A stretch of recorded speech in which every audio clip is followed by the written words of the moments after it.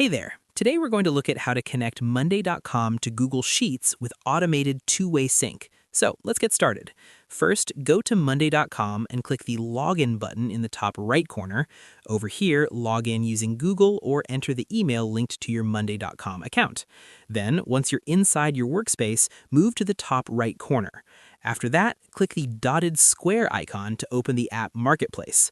Over here, type Unido in the search bar. Then select Unido from the results. After that, click Install App and add Unido to Monday.com. Over here, authorize Monday.com inside Unido.